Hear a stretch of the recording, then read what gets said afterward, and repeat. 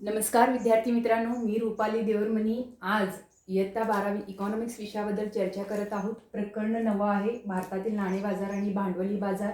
तर आताच्या तासाला आपण भारतातील भांडवल बाजाराची भूमिका पाहणार आहोत।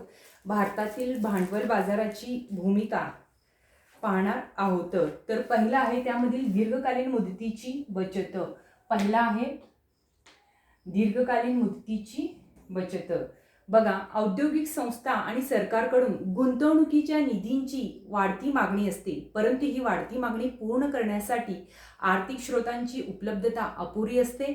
भांडवल बाजार सुरक्षा रोख्यांच्या विक्रीतून लोकसंख्येच्या विविध विभागातील दीर्घ मुदतीच्या बचतीस एकत्रित करण्यास मदत करतो।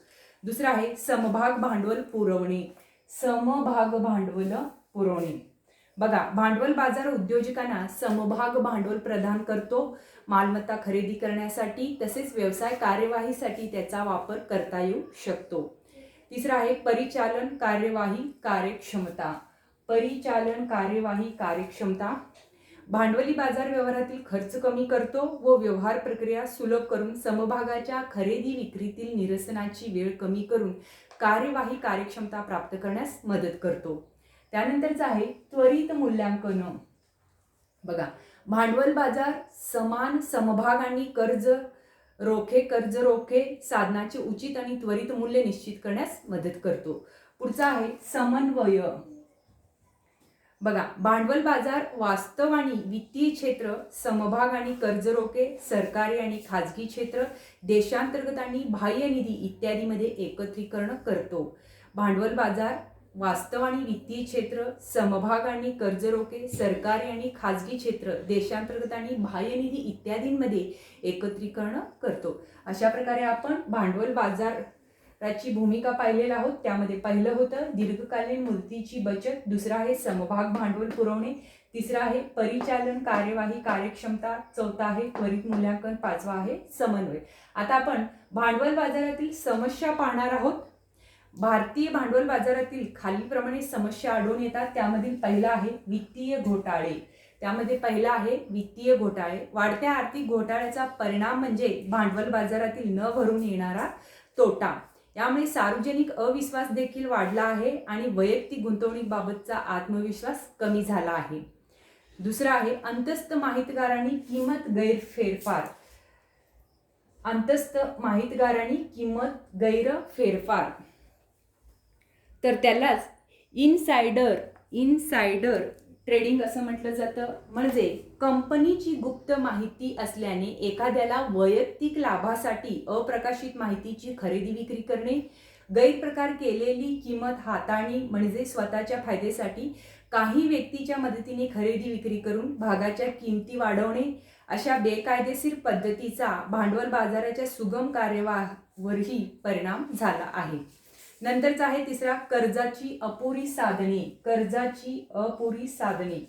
बघा, कर्जाच्या साधनांमध्ये रोखे, कर्ज रोखे इत्यादीचा समावेश होतो। गुंतवणुकीचे कमी प्रमाण, देयकांची जास्त किंमत, लघु व मध्यम उद्योगांना प्रवेश नसल्यामुळे कर्जाच्या सुरक्षिततेमध्ये जास्त व्यापार होत नाही। अशा प्रकारे कर्जाची अपुरी साधने हे काय आहे, भांडवल बाजारातील समस्या आहे। चौथा आहे व्यापाराच्या प्रमाणातील घट। बघा, गुंतवणूकदारांना ऑनलाईन व्यवहाराची उपलब्धता व प्राधान्य असल्यामुळे प्रादेशिक शेअर बाजारामध्ये व्यापाराच्या प्रमाणात तीव्र घट झाली, कारण गुंतवणूकदार बॉम्बे वायदे बाजार आणि नॅशनल वायदे बाजार या भाग बाजारातील रोख्यांमध्ये गुंतवणूक करण्यास प्राधान्य देतात। पाचवा आहे माहितीच्या कार्यक्षमतेचा अभाव। माहितीचा कार्यक्षमतेचा अभाव। एखाद्या कंपनीच्या शेअर बाजारातील किमतींनी सध्याच्या किमतीमध्ये सर्व उपलब्ध माहिती समाविष्ट केली तर बाजार माहितीनुसार कार्यक्षम असल्याचे म्हटले जाते। तथापि प्रगत देशाच्या तुलनेत भारतातील शेअर बाजारात माहितीची कार्यक्षमता कमी आहे। अशा प्रकारे माहितीच्या कार्यक्षमतेचा अभावामध्ये एखाद्या कंपनीच्या शेअर बाजारातील किमतींनी सध्याच्या किमतीमध्ये सर्व उपलब्ध माहिती समाविष्ट केली तर बाजार माहितीनुसार कार्यक्षम असल्याचे म्हटले जाते। तथापि प्रगत देशाच्या तुलनेत भारतातील शेअर बाजारात माहितीची कार्यक्षमता कमी आहे। अशा प्रकारे माहितीचा कार्यक्षमतेचा अभाव हे भांडवल बाजारातील पाचवा आणि महत्त्वपूर्ण समस्या आहे. अशा प्रकारे पहिलं समस्या होतं वित्तीय घोटाळे, दुसरं आहे अंतस्थ माहितगार आणि किंमत गैरफेरफार, तिसरं आहे कर्जाची अपुरी साधने, चौथा आहे व्यापाराच्या प्रमाणातील घट, पाचवा आहे माहितीच्या कार्यक्षमतेचा अभाव. आता आपण पाहणार आहोत भारतातील भांडवल बाजारातील सुधारणा. भांडवल बाजारातील सुधारणा बघा, भारतातील भांडवली बाजारातील काही महत्त्वपूर्ण सुधारणा खालीलप्रमाणे आहेत. त्यामध्ये पहिला आहे भारतीय प्रतिभूती आणि विनिमय मंडळाची SEBI 1988 मध्ये स्थापना करण्यात आली आणि वैधानिक मान्यता 1992 देण्यात आली. दुसरा आहे राष्ट्रीय शेअर बाजारात NSE भारतातील अग्रगण्य स्टॉक एक्सचेंजची स्थापना 1992 मध्ये करण्यात आली. तिसरा आहे आधुनिकीकरणाचा एक भाग म्हणून संगणकीकृत स्क्रीन आधारित व्यापार प्रणाली SDTS आणली गेली. चौथा आहे डीमॅट खाते. डीमॅट इलेक्ट्रॉनिक पद्धतीने गुंतवणूकदारांकडून समभागाची सहज खरेदी व विक्री सुलभ करण्यासाठी 1996 पासून डीमॅट खाते सुरू केले गेले. पाचवा आहे अमेरिकन ठेव पावती ADR आणि जागतिक ठेव पावती GDR च्या माध्यमातून भारतीय कंपन्यांद्वारे जागतिक निधीमध्ये वाढीव प्रवेशास परवानगी देण्यात आली.